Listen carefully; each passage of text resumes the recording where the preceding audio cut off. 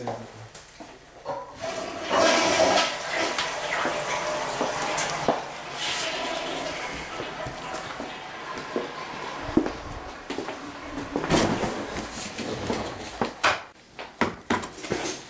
Hello everyone, how are you doing? Tonight we have live footage from all the compromises leading up to the war. We also have footage of how citizens feel and why they're so miserable in the South. And to top it off, we have footage of the major events leading up to the secession in the South. Well, let's get started with these interviews.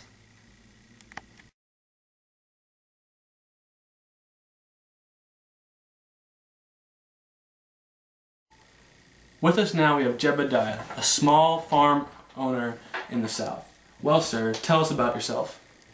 It's been going okay lately because the tariffs have changed. It used to cost so darn much to get my foreign supplies for farming. The Northerners are just jealous of our prosperity with our crops. Just because they had a bad climate and no chance of competing with us in agriculture doesn't mean they have to try to corrupt our way of making money. That is very interesting. Now, what tariffs affect you the most? The abomination one was a killer. Ah yes, the Tariff of Abomination in 1828, used to protect northern manufacturing from cheap import goods. Yeah, that one. But know that the Tariffs Act of 1832 stopped any uprising from that. Those idiots tried to blame us for the Panic of 1857 from the Tariff Act. Just ridiculous. They have plenty of protection from the tariffs. We are the ones down here that are looking for all the money. Very interesting. Thank you very much for your time. My pleasure. So how's your life been?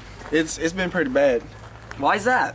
Well, that slavery thing, it kind of ruins it for me. I mean, we work all the time from dusk to dawn, and we're given little to no education.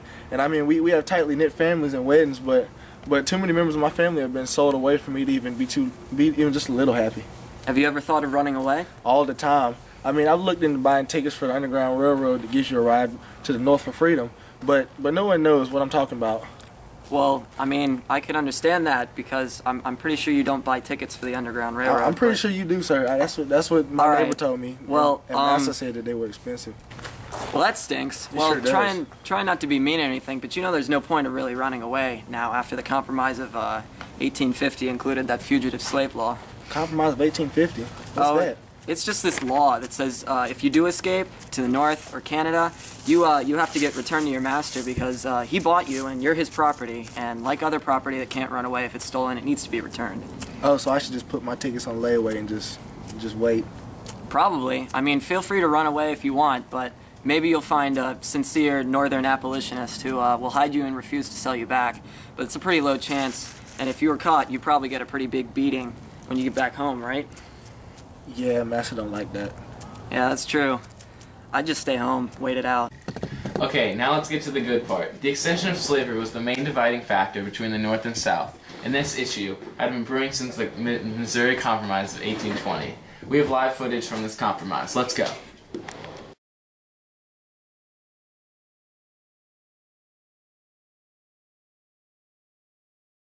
Here we are outside the Compromise of 1820. They have no idea I'm here. This is awesome. Oh God.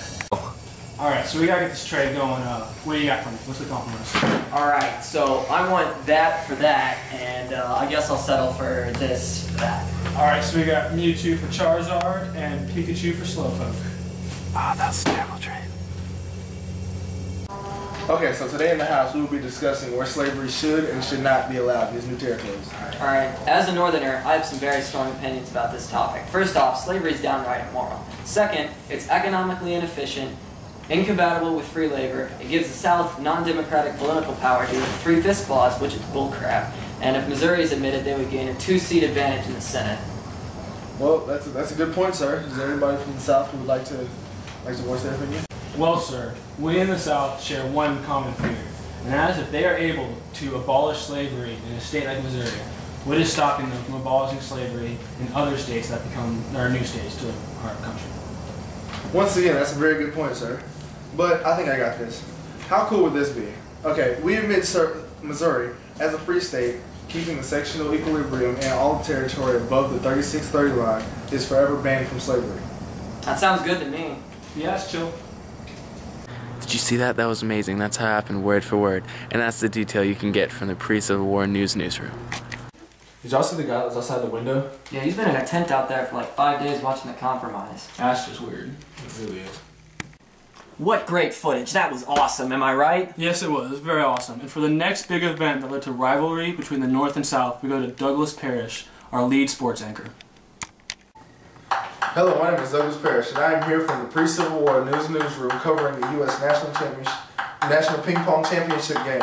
Here to my right, I have world-renowned ping pong player John Brown, and on my left we have the unknown Cinderella story from Kansas.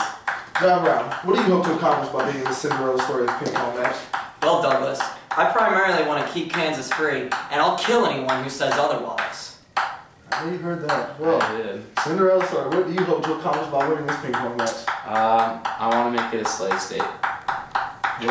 Here we are with the final point of the U.S. National Championship ping pong match. John Brown about to serve.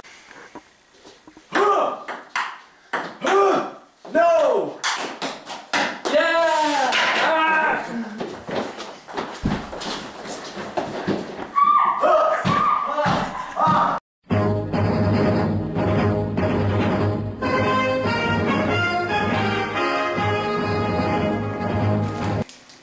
This was a major event that occurred after the finalization of the Kansas-Nebraska Act.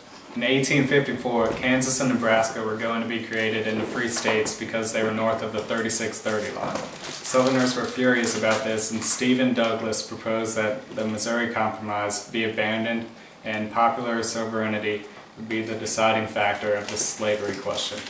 This law was still passed despite all of the northern opposition. Nebraska quickly was decided as a free state, but the tension you just witnessed in that ping pong tournament raged in Kansas.